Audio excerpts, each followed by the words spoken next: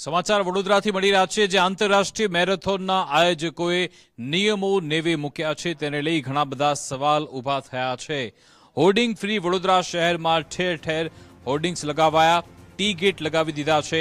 કોર્પોરેશનની મંજૂરી વગર જ રોડ પર ટી ગેટ લગાવી દીધા, પેવર બ્લોક અને રોડ તોડ્યા અને હોર્ડિંગ્સ લગાવી દીધા। નાગરિકોએ કહ્યું કે કોર્પોરેશન ત્વરિત હોર્ડિંગ્સ અને ટી ગેટ દૂર કરે, સંચાલકો સાથે મંત્રીઓ ફરે એટલે અધિકારીઓ ડરે છે તેવું પણ વિપક્ષ નેતાએ આક્ષેપ લગાવ્યો હતો। અલ્લાહ મહેરબાન તો ગધાવી પહેલવાન, આ એવું છે। આ કોર્પોરેશન કશું જોતું નથી, એ ચોક્કસ માણસોને ચોક્કસ ફેસિલિટી છોડે છે, પ્રજાને નુકસાન કરે છે। હવે આ વડોદરા મેરેથોન લિમિટેડ જે એક કંપની છે, ચેપ્ટર 25 કંપની છે, આ કંપની દ્વારા મેરેથોન આયોજન કરાય છે તો ફૂટપાથો તોડી નાખવા, ખોદી નાખવા અને હોર્ડિંગ મારી દેવા, રેલિંગોને બાંધી દેવીને રેલિંગો તોડી નાખવી, સર્કલોના રેલિંગો, અને રોડ રસ્તા ઉપર ઠેર ઠેર પોતાના નડતરરૂપ સ્ટેજો બાંધી દેવા 20-25 જેટલા।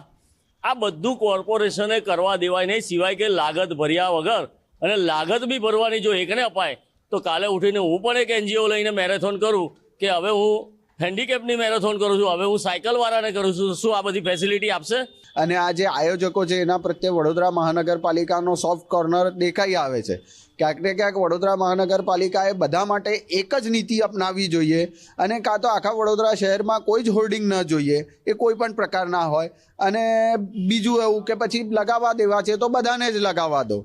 તમે મંજૂરી વિના જો કોઈ હોર્ડિંગ લગાડે છે તો બીજા બધાને દંડો છો, તો આ લોકોએ જો મંજૂરી વગર લગાવ્યા હોય તો એમને પણ એ પ્રકારે દંડવા જોઈએ, એ હોર્ડિંગ પણ ઉતારી લેવા જોઈએ। એટલે કાગળ પર જ મોટી મોટી વાતો જાહેર કરે છે, અને એક સામાન્ય વ્યક્તિને હેરાન કેવી રીતના કરવાનો એ એમની પાસેથી શીખવા જેવું છે। જ્યારે ધાર્મિક કોઈ તહેવાર આવતો હોય, કંઈ ભગવાનના બેનરો લાગતા હોય, ત્યારે આ લોકો રાતોરાત બધા બેનરો કઢાઈ કાઢે છે, કેમ તો કે જાહેર હોર્ડિંગ મુક્ત વડોદરા છે એની માટે। પણ જ્યારે આવા માનવતરીના મોટા મોટા જે ફંક્શન થતા હોય એનામાં પછી રોડને નુકસાન થતું હોય, પેવર બ્લોકને નુકસાન થતું હોય, પરમિશન લીધી છે નથી લીધી, કોઈ જાતની પરવા કર્યા વગર આ લોકો એમને પરમિશન, એ લોકો જાતે જ બધું ઊભું કરી દેતા હોય છે, રોડ રસ્તાને રોકીને ઊભા હોય છે, પણ કોઈ બોલનારું નથી। એમના માટે બધા કાયદા કાનૂન બધા અલગ અને આમ જનતા માટે બધા અલગ, તો આ યોગ્ય ના કહેવાય। આ જે મેરેથોનના જે સંચાલકો છે એમની જોડે મિનિસ્ટરો ફરે, એમની જોડે મુખ્યમંત્રી ફરે, તો આ અધિકારીઓ બીવે છે। આ બ્લોક તોડવા, બ્લોક તોડીને એની અંદર જે કર્યું છે, ખાડા ખોદીને બાંબુ લગાડે છે, એ કોને પૂછીને લગાડે ભાઈ?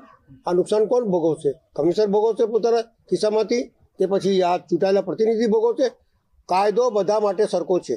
વખતો વખત જ્યારે પોલિસીમાં રિલેક્સેશન આપવાનું હોય ત્યારે સ્ટેન્ડિંગમાં અલાયદી દરખાસ્ત લાવવામાં આવે છે, અને દરખાસ્તના આધારે મેરિટ્સ જોઈ અને કોઈ ઇવેન્ટ એવી હોય કે જે વડોદરાના ગૌરવસમી હોય, અથવા તો કોઈ કાર્યક્રમ એવો હોય કે જે નાગરિકોના હિતનો હોય, અથવા કોઈ કાર્યક્રમ રાજ્ય સરકારનો હોય કે કોર્પોરેશનનો હોય, તો એને સ્પેશિયલ પરમિશન સ્ટેન્ડિંગ કમિટી દ્વારા સંકલન કરી અને તમામ ચૂંટાયેલા પ્રતિનિધિઓ ખૂબ મેચ્યોર પુખ્ત ચર્ચા વિચારણાના અંતે પરમિશન આપી કે નહીં એનો નિર્ણય લેતા હોય છે।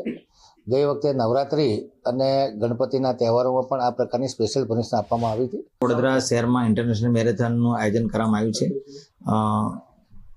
જેથી કરીને તેઓની આયોજક સંસ્થાની કેટલીક જગ્યાએ ટી ગેટ અને વગેરે લગાડવા માટે માંગણી આવેલી છે, જે માનનીય કમિશનર સમક્ષ સાદર રજૂ કરેલ છે। તે અંગે વધુ મંજૂરી મેળવવા માટે સ્ટેન્ડિંગ કમિટીની આજરોજ વધારાના કામ તરીકે દરખાસ્ત રજૂ કરવામાં આવી છે, અને સ્ટેન્ડિંગ કમિટીની મંજૂરી મળ્યા બાદ તેઓને જે તે પરવાનગી આપવામાં આવશે। વડોદરા શહેરમાં યોજાનારી ઇન્ટરનેશનલ મેરેથોનને લઈને અનેક સવાલો છે તે ઊભા થયા છે। વડોદરા શહેરને પાલિકાએ હોર્ડિંગ મુક્ત જાહેર કર્યું છે, તેમ છતાં પણ અત્યારે શહેરમાં ઠેર ઠેર હોર્ડિંગ લાગેલા જોવા મળી રહ્યા છે। જોકે લોકોના સ્વાસ્થ્યના નામે યોજાતી આ મેરેથોન પાછળ આયોજકો છે તે સરકારના નામે વડોદરા મહાનગરપાલિકાને દબાણમાં લેતા હોય તેવા આક્ષેપ પણ હાલ વિપક્ષ દ્વારા કરવામાં આવ્યા છે। જોકે કોઈ સામાન્ય વ્યક્તિ ધાર્મિક કે સામાજિક પ્રસંગમાં કોઈ પણ બેનર લગાવતા હોય તો તેને તાત્કાલિક દૂર કરવામાં આવે છે, પરંતુ અહીંયા મેરેથોનના આયોજકો માટે જાણે નિયમો બદલાઈ ગયા હોય તેવી પરિસ્થિતિ હાલ જોવા મળી રહી છે। મેરેથોનના પ્રચાર માટે ઠેર ઠેર શહેરના રોડ રસ્તા અને ફૂટપાથ ઉપર આ જે હોર્ડિંગ છે તે મારવામાં આવ્યા છે, સાથે સાથે રોડ પણ ખોદી નાખ્યા હોવાનું અહીંયા દ્રશ્યોમાં દેખાઈ રહ્યું છે। મોટા મોટા હોર્ડિંગ્સ તેમજ ટી ગેટ ઠેર ઠેર ઊભા કરી દેવામાં આવે છે અને સવાલ એ જ થઈ રહ્યો છે કે સામાન્ય નાગરિકો માટે નિયમ કડક છે તો મેરેથોનના આયોજકો સામે પાલિકાના હાથ કેમ ટૂંકા પડે છે? પાલિકા હવે કયા પ્રકારની કાર્યવાહી કરે છે તે જોવું રહ્યું, પરંતુ મહત્વની વાત અહીંયા એ છે કે મેરેથોનના આયોજકોએ કોઈ પણ પ્રકારની પૂર્વ મંજૂરી લીધા વગર જ આ જે હોર્ડિંગ્સ છે તે મારી દીધા છે। ત્યારે હવે શું પાલિકા આ જે આયોજકો છે તેમની સામે કાર્યવાહી કરે છે, દંડ વસૂલે છે, અથવા તો પછી આ જે લગાવેલા બેનર છે તેને હટાવે છે તે જોવું રહ્યું। કેમેરામેન ડીકે સોલંકી સાથે અલ્પેશ સુતાર, ગુજરાત ફર્સ્ટ।